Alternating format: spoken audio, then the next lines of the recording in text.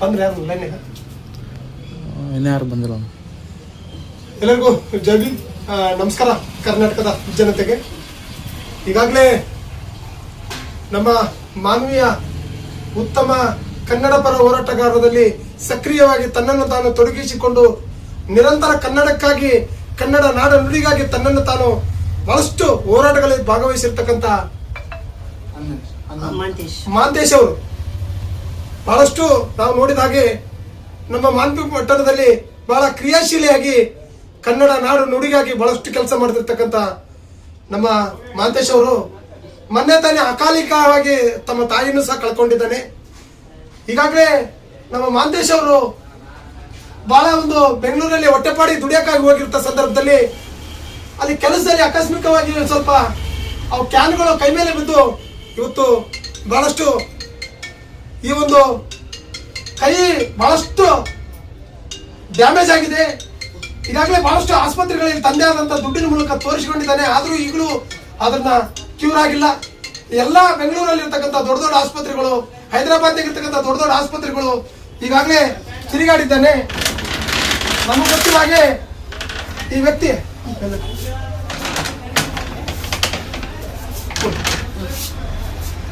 ಮಾಂತೇಶಿಗೆ ಬಹಳ ತೊಂದರೆ ಇದೆ.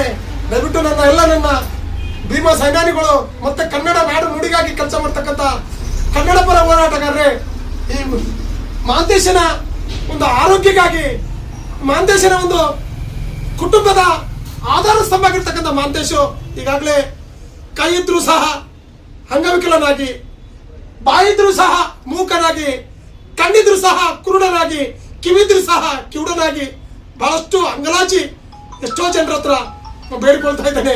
ತನ್ನ ಆರೋಗ್ಯಕ್ಕಾಗಿ ಯಾರು ನನ್ನ ಆರೋಗ್ಯವನ್ನ ನನ್ನ ಚೈತರಿಸಿಕೊಳ್ಳೋಕ್ಕೋಸ್ಕರ ಸಹಾಯ ಮಾಡೋ ತ್ಯಾಗವುಳ್ಳ ವ್ಯಕ್ತಿಗಳು ಯಾರು ಬರ್ತಾರ ಅಂತ ಬಹಳಷ್ಟು ಎದುರು ನೋಡ್ತಾ ಇದ್ದಾನೆ. ಯಾರ ರೂಪದಲ್ಲಿ ದೇವರ ಆಕರ್ಷಣೆ ಮೂಲಕ ಬಂದು ನನಗೆ ಕೈ ಜೋಡಿಸ್ತಾರೆ ಅನ್ನೋ ಒಂದು ಭರವಸೆದ ಮೇಲೆಗೆ ಇವತ್ತು ನಮ್ಮ ಸರ್ವಧರ್ಮ ಸೇವಾ ವೆಲ್ಫೇರ್ ಟ್ರಸ್ಟ್ ಬಡವರ ಸೇವಾ ಸಿಂಧು ಕಾರ್ಯಾಲಯಕ್ಕೆ ನಮ್ಮ ಆತ್ಮೀಯ ಸ್ನೇಹಿತರು ದೀಪಕ್ ಅವರು, ತಾವು ಸಹ ದೀಪಕ್ ಯುವ ಚೈತನ್ಯವಾಗಿ ಈಗಾಗಲೇ ಬಹಳಷ್ಟು ಉತ್ತಮವಾದ ತನ್ನಿದೆ ಆದಂತ ಸಾರ್ವಜನಿಕರಿಗೆ ನೋಡಿ ತಾನು ದುಡಿತಕ್ಕಂಥ ಒಂದು ಮೊಬೈಲ್ ರಿಪೇರಿ ಮೂಲಕ ತಾನು ಸಹ ನನಗಾಗಿ ನಾನು ಬದುಕಬಾರದು, ನಾನಿರುವುದು ನಮಗಾಗಿ ಅಲ್ಲ, ನಾವು ಏನಾದ್ರೂ ಒಂದು ಸಾಮಾಜಿಕ ಸೇವೆ ಮಾಡೋಣ ಅನ್ನೋ ಒಂದು ದೀಪಕ್ ಯುವ ಹುಡುಕ.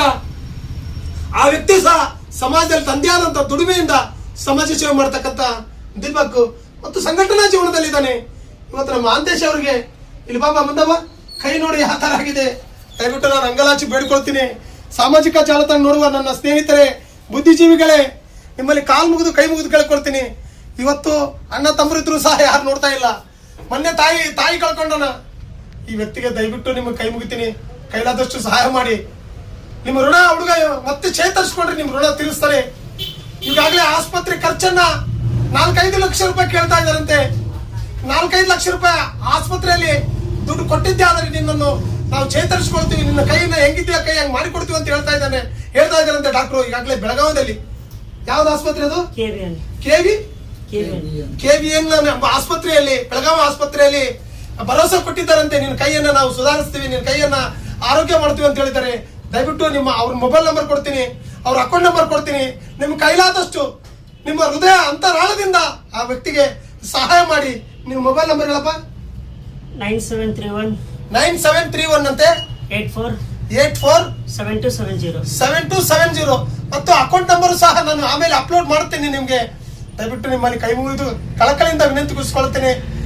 ನಿಮ್ಮ ಒಳ್ಳೆ ಹೃದಯದಿಂದ ಎಷ್ಟೋ ಕೋಟಿಗಟ್ಟಲೆ ಆಸ್ತಿ ಗಳಿಸಿದ್ದೀರಾ, ಬಟ್ ನೀವೇನು ಹಿಂದೆ ಒಯ್ಲಿಕ್ಕೆ ಆಗ್ಲಿಕ್ಕಿಲ್ಲ.